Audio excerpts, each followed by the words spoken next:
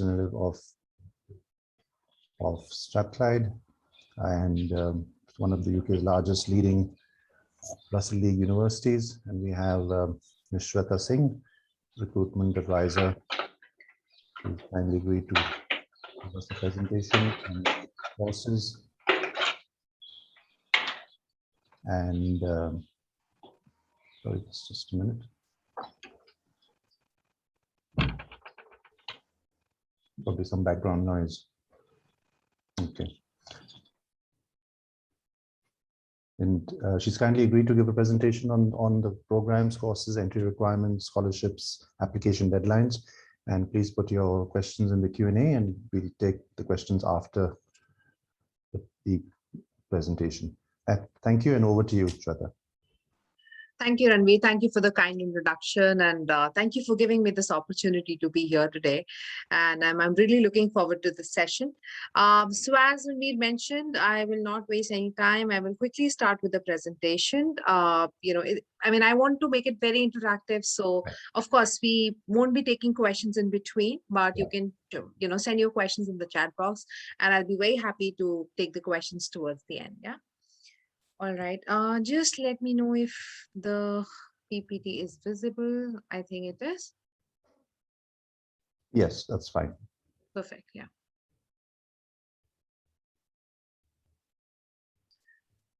All right, that's perfect. So thank you so much again. And so this is University of Strathclyde, and I'm Shweta, as we just mentioned, and I'm the in-country advisor for the university based in New Delhi, India.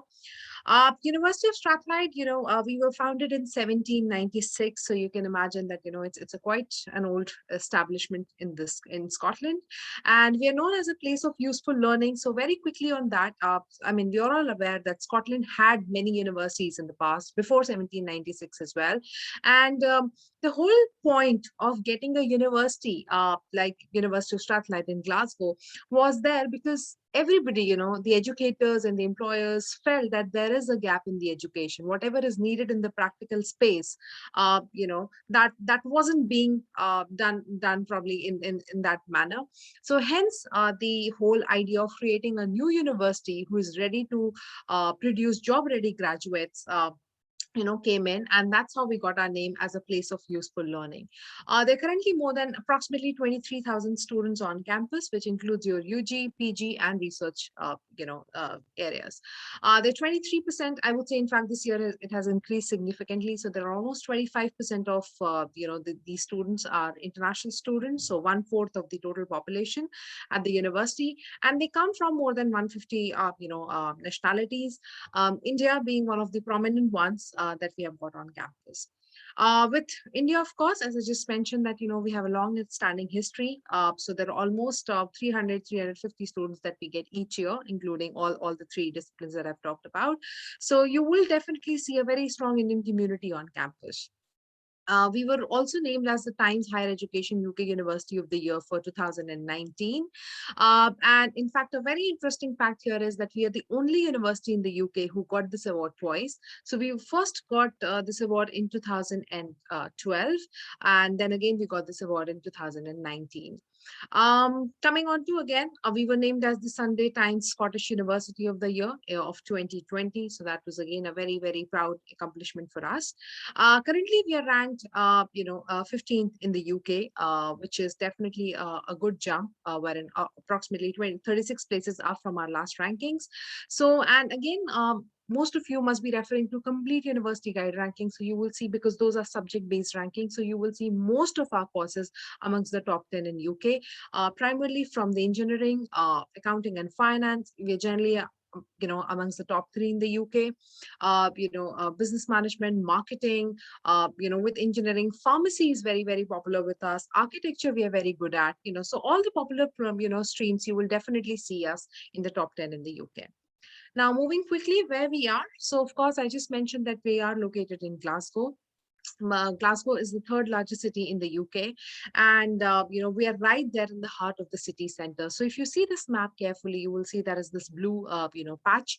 So that patch actually, denotes our campus. So that's how our campus is. So the teaching buildings, the accommodation, the library, the sports facilities, everything is super near to each and every facility. So it's like 5 to 10 minutes walking distance from one going from one building to another one. Apart from that, of course, if you want to go to the mainline railway station, bus stop, everything is like 2 to 3 minutes or 5 minutes, 10 minutes walking distance to whichever place you're staying in. So we're very, very centrally located there, and hence, the students who are coming to the university definitely, whether it's a part-time job or any internships that you're looking at, you have that ease of I would say that the approach is really, really simple there. Coming on to again very quickly, so a lot of students do ask us that how far are you from London? So it is almost 4.5 hours via train. You do have direct flights also from London, which takes around 45 minutes to 1 hour. Then Manchester, it's almost 3 hours. Edinburgh is a 1 hour drive. So the big red dot is where the Glasgow is. Coming on to, so again, I've mentioned that this is the third largest city in the UK. We are also known as the for our music and sporting events. So UNESCO's city of music and the world's friendliest city in 2014. There are a lot of I think during the present video that when we were sharing, a lot of students did mention that Glasgow as a location is very, very friendly. People are very warm, very welcoming. So that's something that as an international student we definitely understand that how important it is for anyone to feel welcomed and feel comfortable, because you're definitely going to a foreign land and things are new for you. So if people are warm and welcoming, it's much easier for you to kind of settle down. In terms of the games, I just mentioned that Glasgow is very, very fond of music, events, and a lot of sporting events. So Commonwealth Games were hosted in 2014, and in the whole city you will see that there is definitely a lot of facilities for different kind of sports. Now, whenever I'm mentioning these things, of course, I can't forget shopping and restaurants and your cuisine. So we definitely offer a great shopping experience. There are plenty of outlets right there in the downtown where exactly the university is, and then of course there are a lot of restaurants also, so you can enjoy different cuisines. The most asked question is about the Indian restaurants. Of course, we have plenty of them, and so you're not gonna miss Indian food for sure. In terms of the accessibility, there are 3 international airports within the close proximity. So students, of course, we understand there are no direct flights from India to Glasgow as yet, but yeah, there are different connecting flights. The students generally fly to London, from India to London, and then they can go to Glasgow, or from Dubai. You will see a lot of options. So there are different routes. So it's very well connected in that sense. Just a little bit now, I've talked about the sports, music, and other set of things. But let me just tell you very quickly what else is happening in the city center. So there is something called International Financial Services, district that we have got in Glasgow.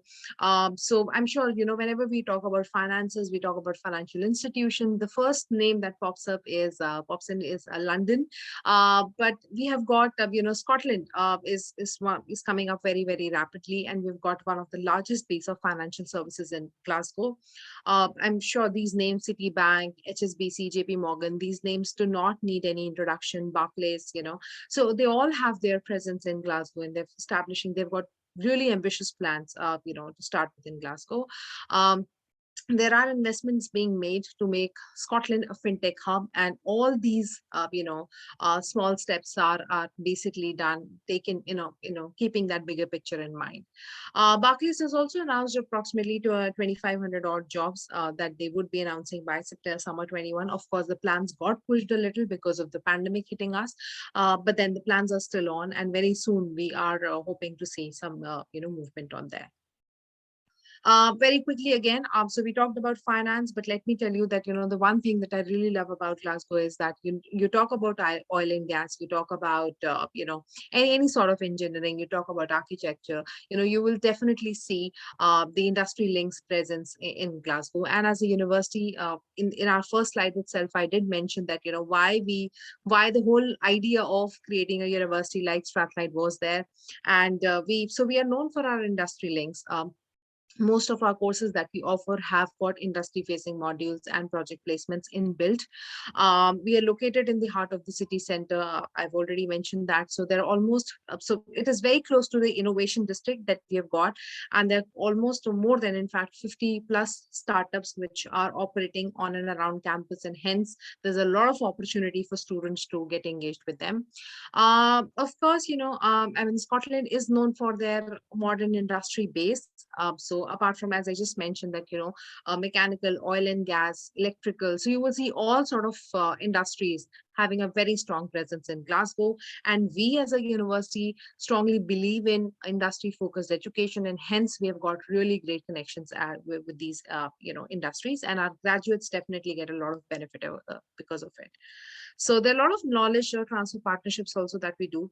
So I'll be talking about it, in detail in the later slides. So very quickly now coming on to, so we've talked a lot about, Glasgow as a location.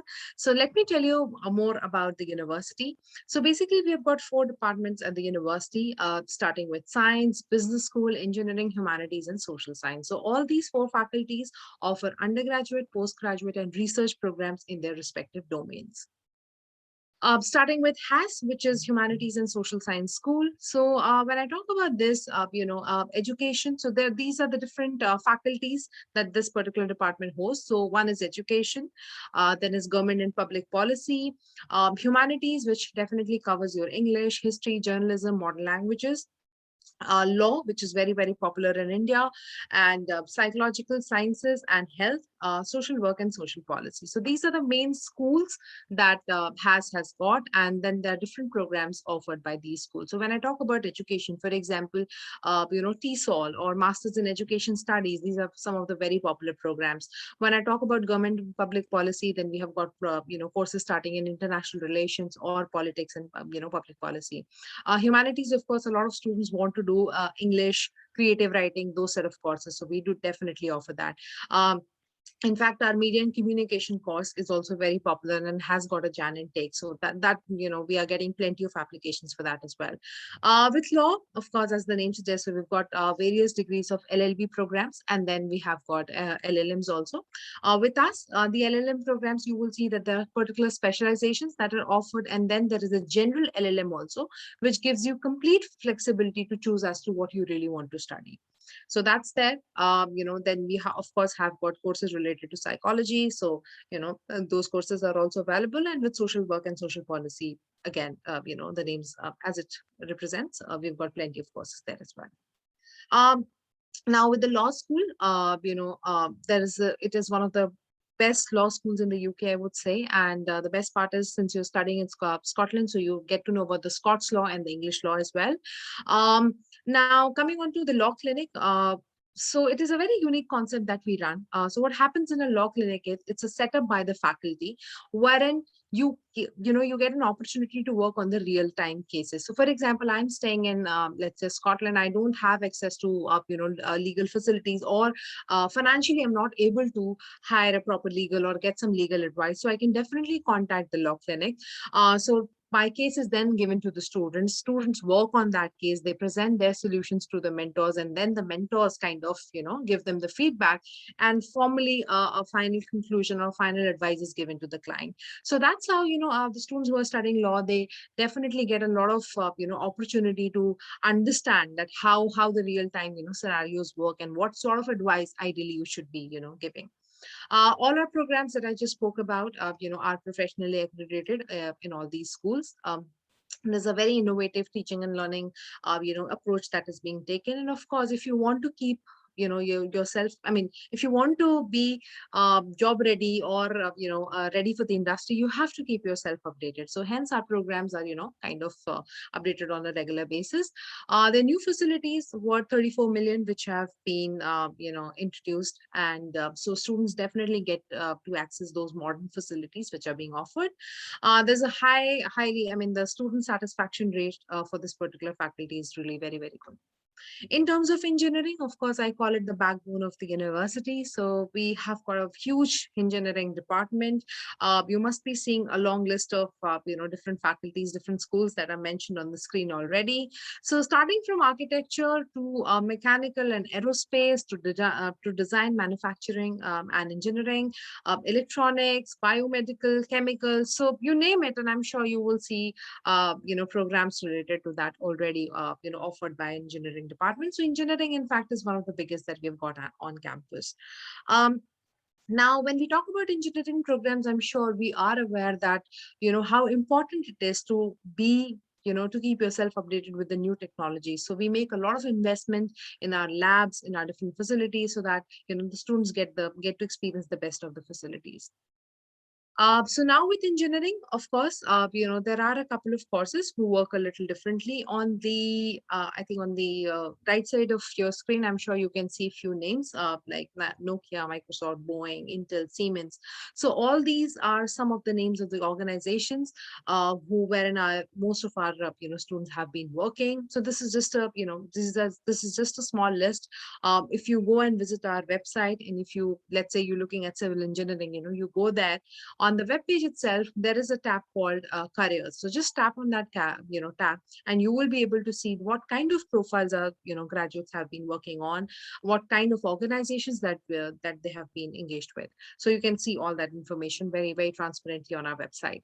Now, coming with the industry engagement and research projects, so there are a lot of industry engagement that happens throughout the program, be it at undergrad level or at a master's level. There are a couple of programs who work a little differently. So, for example, our civil engineering, which has a Jan start, is an 18-month course, which is a 12-month taught and a 6 months of a placement. Similarly, with mechanical engineering, it's the same case. Global innovation management is completely different. So it happens, 1 year at in the UK with us, and the next year you go to University of Hamburg, Germany, to complete the second year of your master's program. Then, of course, we kind of introduced a couple of new programs, keeping when we saw that this is how the demand is going to be in the future. So for now, 5G advanced communications, machine learning and deep learning is doing fantastic, these days. So biofluid mechanics. So there are plenty of programs which are now being introduced. So just keep a eye on our website, and you will see that there are new things that keep coming in. Now, in terms of, sorry for that.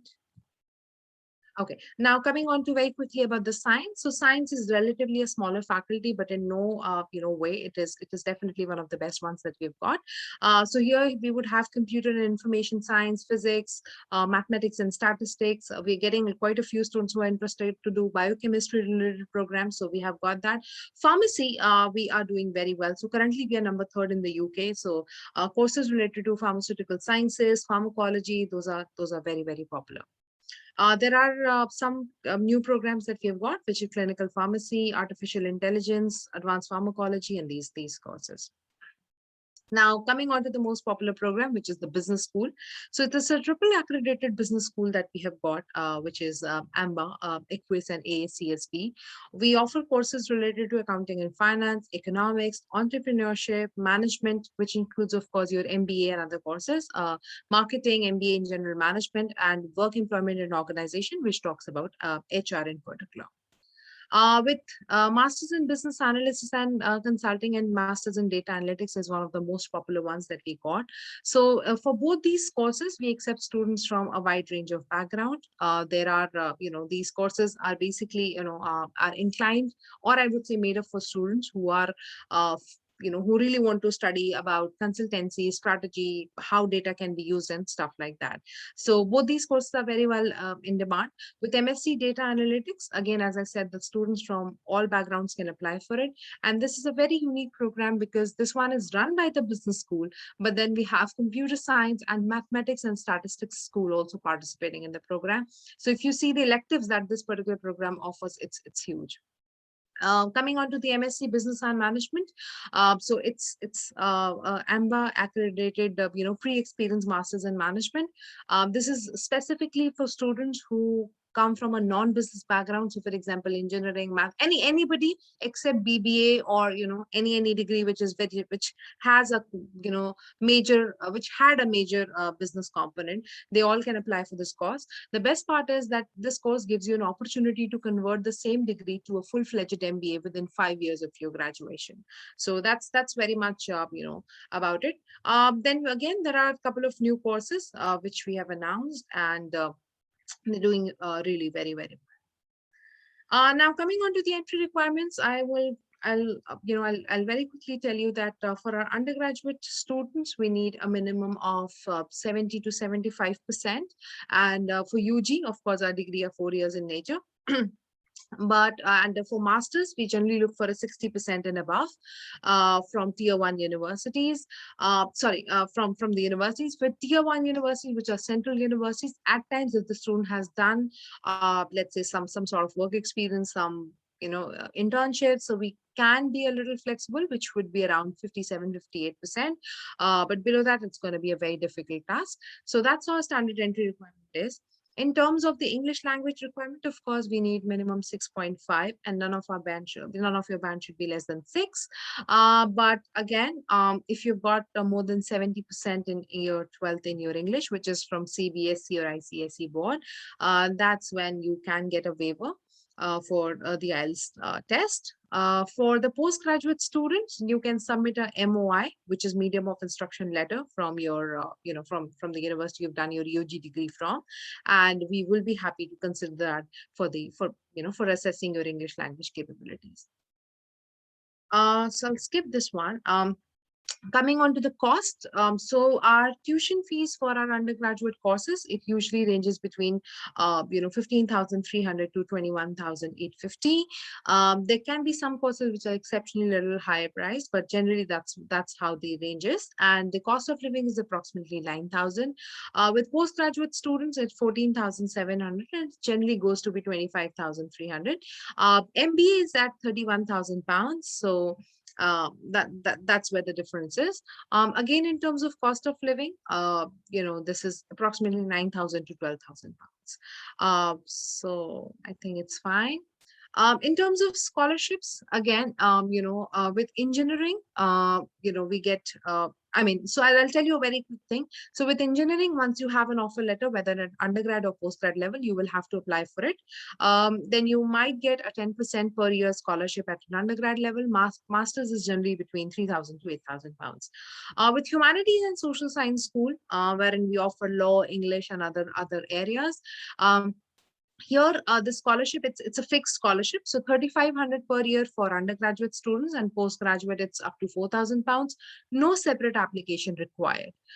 If you're coming for a program which is from our science faculty, then the scholarship is 2,000 to 5,000, both at the undergrad level and master's level. Please note that you will have to apply for the scholarship once you get an offer letter.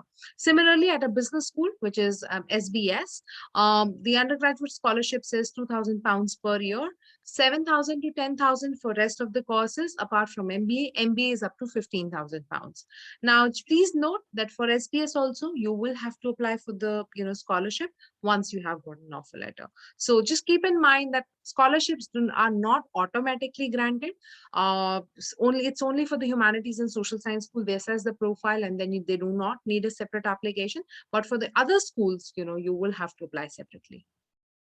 The application process is pretty simple. I'm sure, your agents are definitely helping you with that. So I'm just not going to go into it, just to tell you that, this once you apply, the general turnaround time is 2 to 3 weeks.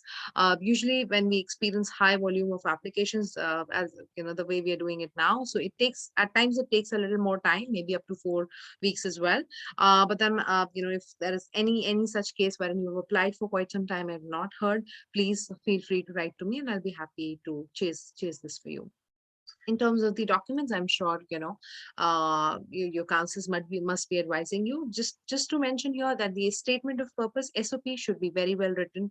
So make sure that you include all your points, why this course for you, what are your plans later, about your academic history, about your work experience if you've got any. So just explain it beautifully in the course. Very quickly about the accommodation. So we've got almost 2,000 plus rooms on campus. These are few very, I mean, in fact, not few, in fact, just two pictures from the accommodation.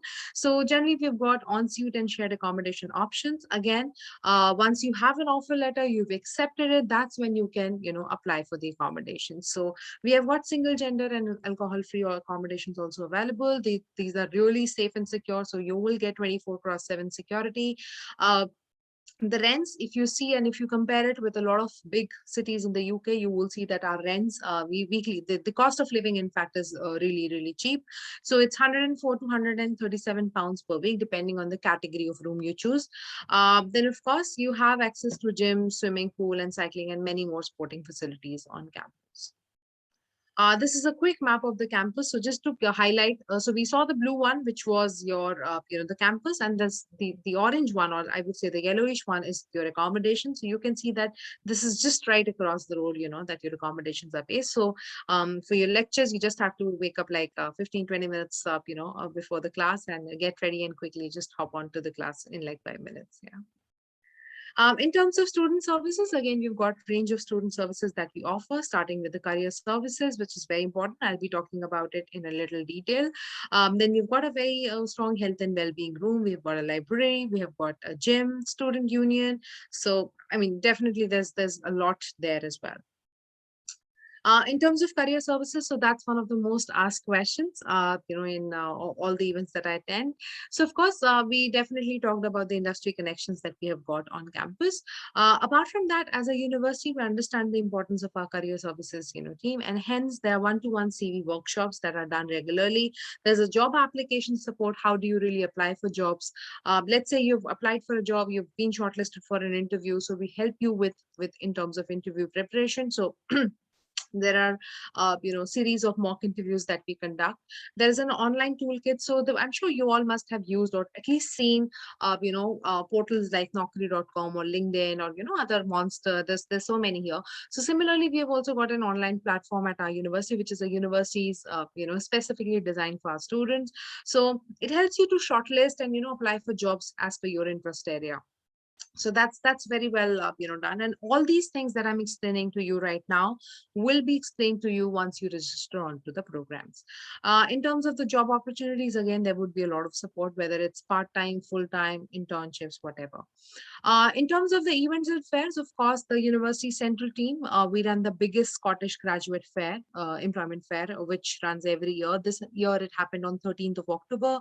So we understand again the importance of careers and jobs for international students, and hence we are very, very conscious of this fact.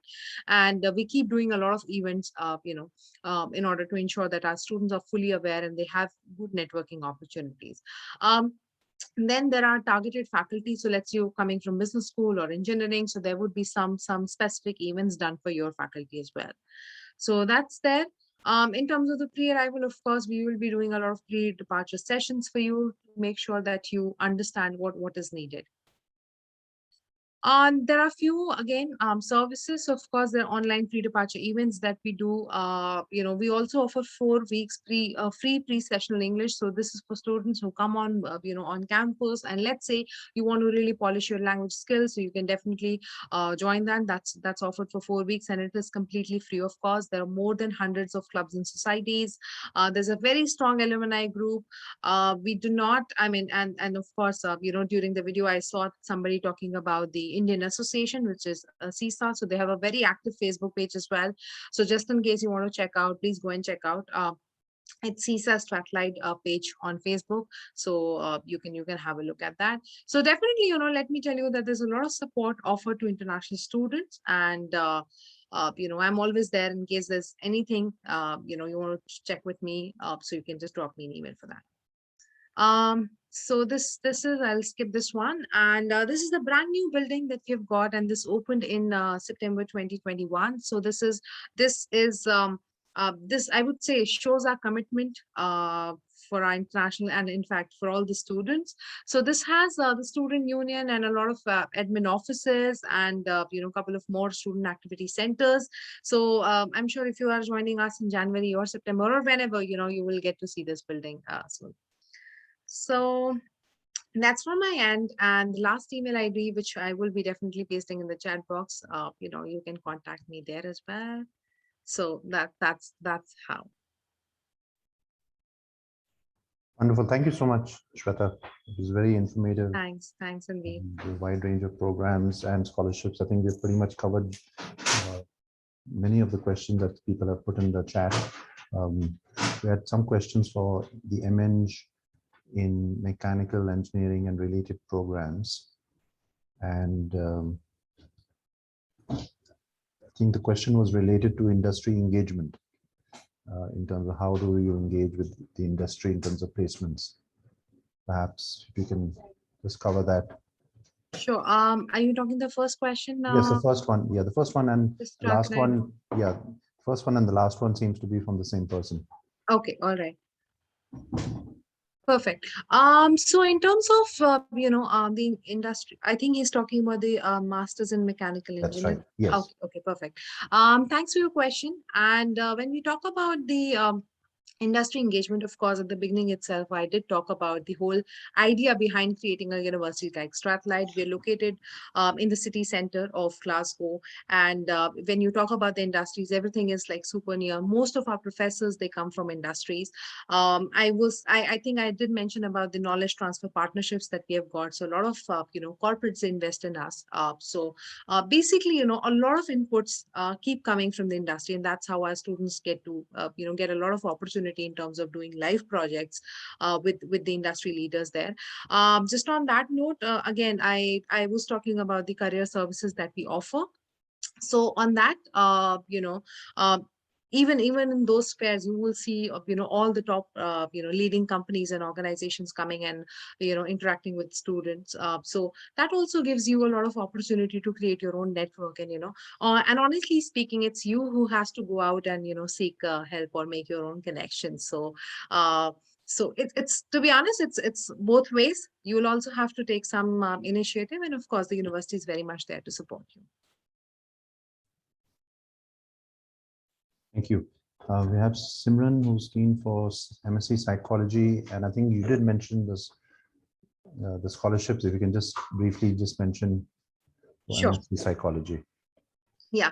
So when we talk about the Masters in Psychology, so we've got a couple of courses there, and those courses are now available in September. So unfortunately, we don't really have a Jan start for them. I think she's talking about Jan. So unfortunately, Simran, that course is not available in Jan, but for September 21, if you're interested, you can apply for it. For this particular course, again, as I mentioned, that there would be a £4,000 scholarship that, once you apply well in time, and if your application is shortlisted for that, along with your offer letter, you get a notification for that as well. Right. Yeah, Dipanshu Saini, who's not done maths in 12th and just inquiring whether he'll be eligible for BBA related programs. Sure. Thanks, Dipanshu. So we do not require maths at year 12 for a BBA course. However, we would be looking at your math score at year 10. So generally, if it is above 75% at year 10, it should be okay. If you feel it's not there, so you can just write to me and I can check with the faculty.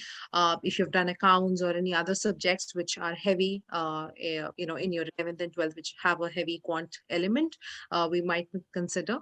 But then, yeah, 12th maths is not mandatory until unless 10th maths is sorted. Okay, thank you. I guess Simran had a similar question, perhaps relating to job prospects, including part-time jobs at Strathclyde, given it's one of the largest cities? I've never seen an issue, but perhaps you can just elaborate. Sure, sure. So, of course, we as a university, we definitely understand the importance of part-time jobs and, the opportunities that that international students are looking at. So let me tell you that, I did mention that we are located in the city center, which gives you an opportunity, to be in the heart of the city center, and whether it's retail outlets or any of the other organizations. So everything is like super near, which, of course, gives you a little flexibility as to choose your time slots and what shifts you want to work in. So there are opportunities available. Apart from that, I was mentioning about the online toolkit that our career team offers. So that is really helpful because that definitely lists part-time jobs as well, so you can actually search part-time jobs related to your sector, or if there is any particular kind of role that you want to work in. So it gives you a lot of filters there. Moreover, our student union team, they really help you for the part-time jobs. And I think during the video itself, it was Yeah. mentioned by one of the students as well, that I mean, I'm not saying that it comes very easy, to be honest. You will take 45 days or one or 2 months to settle in, but yeah, it should be okay. Yes, and that's I think certainly having a good IELTS always helps, especially Absolutely, if yes. you're looking for local work, especially. Absolutely, And you yes. mentioned Strathclyde gives a free 4-week Yeah, pre-session. IELTS pre-session. All right. Yeah. So that's for anyone, if you want to familiarize yourself with the accent, with the how you Right. communicate. So I mean, it's actually a good thing to join in and take advantage of it. Right. I think Anas had put a question in advanced construction technologies and BIM. Building information management. Building, maybe I'll just get him online. Anas, if you want to just elaborate, you can put on your speaker.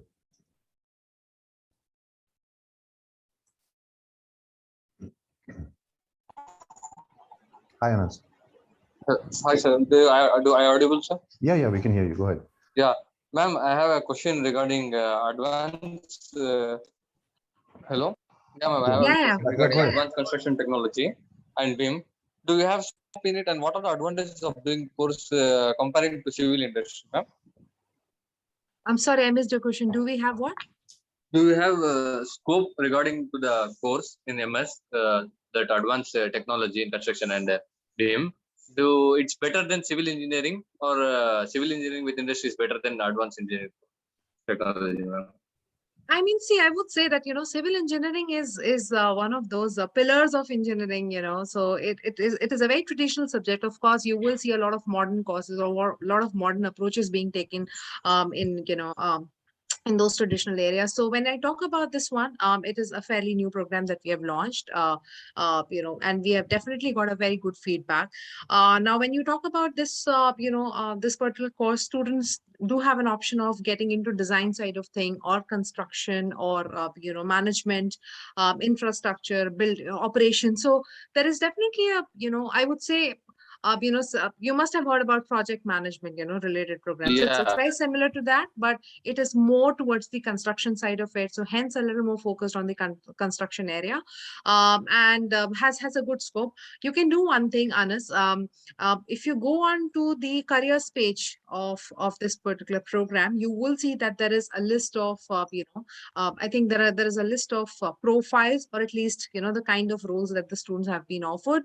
Again, what I can recall from my experience, it's more about I mean, few students have gone into the operations, consultancy as well, and design side also. So it is a similar course, but with a more modern approach, I would say. Okay, ma'am.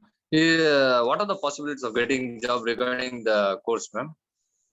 So now all the courses that we offer, I've been repeating myself here, that we definitely keep the industry in mind, and we understand what the future looks like, or which are the courses which will be in demand in the future. And that's how we kind of, introduce new programs or tweak the old ones. So definitely there's a good scope. When you talk about jobs, Anas, again, it is going to be a very tricky question for me, because it really depends that how do you take up this program, definitely there is a scope, and hence the course has been introduced and is doing very well. But yeah, for an international student, again, it really matters that you should be the one taking initiative, going out, stay in touch with your professors, Yeah. just keep an eye and, I mean, be proactive, I would say. There is a lot of students, because of course, I also understand you're going to a different country, after initial 1 or 2 months can be a little overwhelming for you. And by the time you settle in, you kind of, you feel that it's okay, Yeah, ma'am. 50% of the things are already done. So just be proactive, Okay. that's what I would suggest. Yeah. Alumni can be a great source of information, to be honest. Right. Yeah. Okay. Ma'am, one last question. What is the maximum minimum scholarship for the course, ma'am? Possibilities of getting the scholarship? So there's nothing minimum or I mean, the maximum is up to 8,000, of course. Yeah, I Then have there's- seen it, ma'am. That's what I'm Yeah. asking. I have seen in the PPT which Yeah, you have yeah. provided. So, what will the minimum criteria for the scholarship, ma'am? All get right. the So the minimum is, so the minimum is all the applications who get an offer letter from our Okay. end are, of course, invited to apply for these scholarships. Then Okay. there is a 500-word essay that we expect you to, send us along with your scholarship application. So there are hints and tips as to what all we expect you to, write in your scholarship letter. Honestly Okay. speaking, Anas, only the financial hardships or not being able to afford the studies cannot be the only point. It has Okay. to, talk about your merit. It has to talk about your future plans, how this course, what are you bringing to Strathclyde, so all that combined, put together will be looked at. And academics definitely play a major role there. I won't deny that. So, but then, yeah, again, having said that, it's not a purely academic, based, scholarship. So we actually look at I would say we do a holistic assessment. Yeah. Yeah. Okay. Thank you. Thank you. Thanks. Thank you. Thank you, Anas.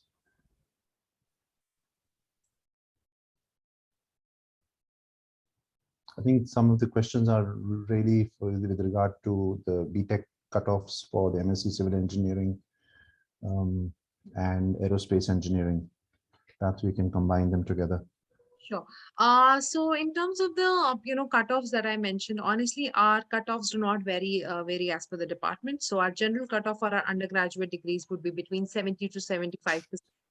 And for our master's courses, it is 60% and above usually. As I mentioned, if you have got, if it is a little lower than 60, but then there is something, substantial to contribute. So you can definitely, make an application, or you can, consult Combined Company and have me, send your profile. I'll be happy to have a look at it and advise you in advance. Just another thing which probably I missed during my presentation, because we all understand that Scottish undergraduate degrees are 4 years in nature. But just a small point here that we offer a fast track degree also, which we call as high flyer degree programs. So if your 12th percentage is above 82%, you can do the same 4-year degree program in 3 years, which we call as a high flyer degree. So, but then so the minimum cutoff for that course is minimum 82%. That's what you have to achieve. Otherwise, with 75 and above, we're happy to have you. Okay, thank you. Fayed Nadeem inquired application deadlines for September, MSc Civil Engineering. Fayed, if you want to come online, you can give us a profile of yours. Hello. Yeah. Yes. Yes. Go ahead. Yes, I was asking for the application deadline for starting my course in September 2022. And also your BTech, you have a similar question. You can just give us your background in BTech in which subject? I am currently doing BTech in civil engineering, and I'm looking for MSc in civil engineering. Yeah. So for that to start in September 2022, till when should I apply?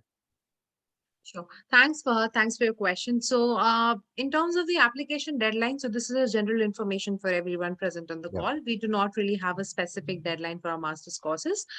We work on rolling deadlines. So, but then, I always advise students to apply as early as possible, because as I mentioned, there's no specific deadline, but then there is a high possibility that the course reaches its capacity and, it's closed. So just be mindful of that. I'm sorry, I missed your next question was around the cutoff. The So cutoff, again, yeah. the cutoff, as I mentioned, that is, I mean, it's ideally it's 60% and above. And again, if this little, if you're around 50, if you're a borderline case, then I'm happy to have a look No, at I'm it. actually, I have above 60%, but I'm actually asking for a stronger chances so that, it's almost confirmed that at this percentage, you will definitely get the course done. So again, academics is one thing, Fahad, and then we also expect you to submit your letter of recommendations and statement of purpose. So that's also, taken into consideration. So if you are above 60%, of course, the first point is ticked off, and then is your SOP, which will make a difference. Your letter of recommendations will do the rest. So please make sure that you, write a strong personal statement. You might seek some help from your counselors at Combined Company, and, they would be able to guide you well on that. So do that and submit your application well in time, because then it also allows you to apply for your scholarships also. Right. Once you get an offer letter. Right. And the scholarship, Shweta, you mentioned is a separate application for engineering, Yes, right? yes. And is there any cutoffs or deadlines for that?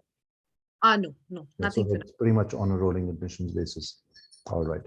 And a 4-year BTech is viewed more favorably as opposed to a 3-year engineering program? I mean, Or are you if largely India would similar? have generally, 4-year 4-year engineering program, courses. right. Yeah. Yeah, okay. And how do you take the percentages? Is it the average of all the 8 semesters or differently graded for each year? No. So when we talk about percentage, of course, it's average of whatever. So for example, in your case, you might have done 7 semesters by now, or maybe, 6 Yes, I'm in semesters. my 7th semester. Yeah, exactly. So then it would be an average of all the semesters that you have done. The CGPA, that's what, you generally refer it to. Which university are you studying at FAIR? I am in Jamia Millia Islamia, New Delhi. New Delhi, right.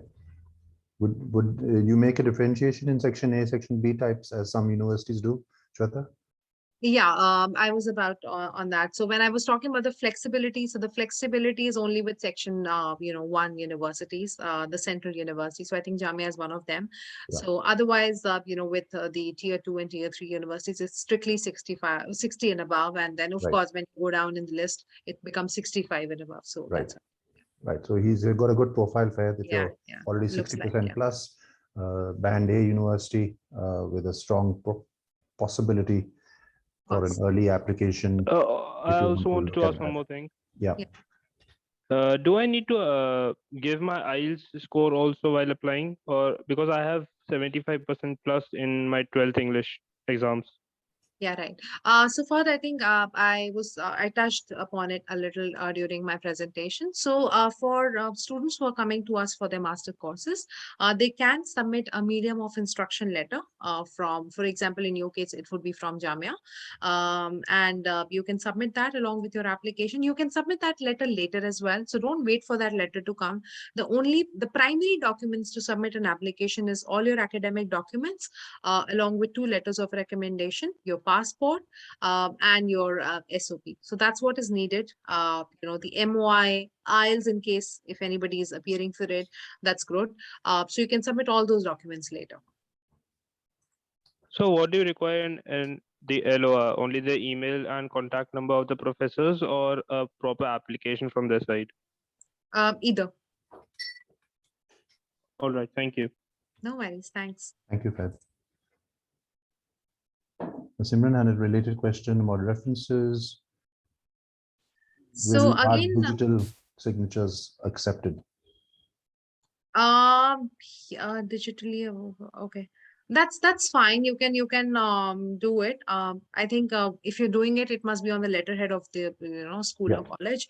So if it is on the letterhead, of course, it's fine. Otherwise, I understand because of the current situation, a lot of teachers or the schools or colleges are not open yet. So you can of course take their details. Please make sure when you're submitting the email address, it has to be an official email address, no Gmail, Outlook, and I mean those email addresses will not be accounted for. Right. Official email address. I'll just put it in the chat. Just some final questions from Stephen, who's inquiring. I've done engineering, electrical, electronics, MBA. in human resources, working for 10 years, looking for masters in human resources or psychology. What would he be suitable for as a matter of preference for admissions? Hi, Stephen. So thanks for your question. Now, since you come from an engineering background, you've done your MBA in HR, and I think you've been working for 10 years. So you've okay. So he's here. Yeah, if you want to come online, Stephen, you can. Yeah. Go ahead. Hi, Shweta. Hi. Basically, I've did my engineering and then I did my MBA in distance actually. So it's in master's HRM actually. And I have a background of 10 plus years. So it's more than 10 years actually, like 11 or 11 plus actually. Mm-hmm. So I started with my career as a HR and then I moved into technology team. I'm leading a product team right now. Right. I thought of moving into, I thought of doing my psychology. So what would you prefer? Like whether I can switch over to psychology or I would have to do HR, or what would you prefer? I mean, honestly, since you have got, so much of experience added to your profile already, Stephen, I mean, I think for me, I can only advise you. I mean, I can only give you a few names of the programs that I feel would be suitable for you. And then you can, just look at the course modules and, see yourself that which one looks more lucrative. So one is, of course, when you talk about psychology, unfortunately, with our psychology programs, there are, different criteria. And I think with your HR thing, it might not be very suitable, but then the programs that we offer in HR definitely includes organizational psychology, as a major element. So you can, have a look at that. Similarly, if you're keen on doing something related to strategy and, HR and data, then the business analytics and consulting, to be honest, attracts a lot of students who have experience, and want to, engage into further courses. So you can have a look at that. So if you don't mind, if you could just send your, email address, leave your email address with the combined company, and, I'll have a look at your profile and then probably give you a few more names that I would recommend you to look at. Definitely, Shweta. That hope I think that will help me a lot. Perfect. Thank Perfect. you so much, Shweta. Just to I think I did mention that a pure master's in psychology won't be really an option for you with us. So I mean the psychology engines. I would like to go through organizational psychology. So that's a part of our HR module itself. So that's something that you can look at. Yeah. Okay. You can email us your resume, as Shweta mentioned. Definitely, I do that. And we can take it forward. All right. Thank you. Thank you. I think we've covered pretty much most of the questions. I've just removed some of them which were repetitive. And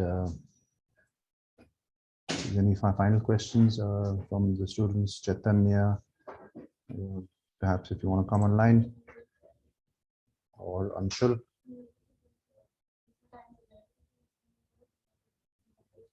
Just before we close in the next couple of minutes.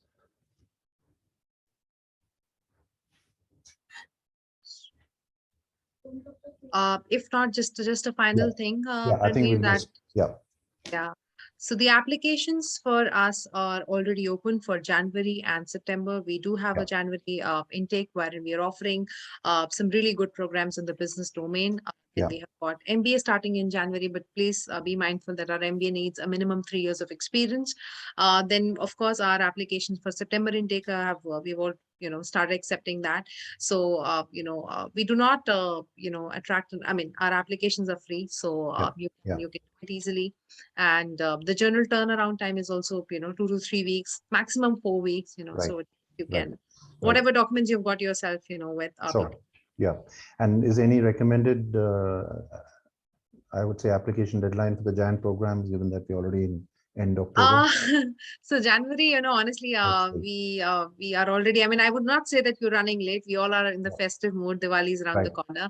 So, but then, I mean, early, I mean, I would say first half of November, around 15th or 20th, maybe, So that, because we should be mindful of the Christmas break also, which is there in December. So just keep that in mind. Right. And the scholarships you mentioned in HAS and other schools are open for Jan also. Absolutely. Right. So all the scholarship, the amounts, the process of applying, everything remains the same for January.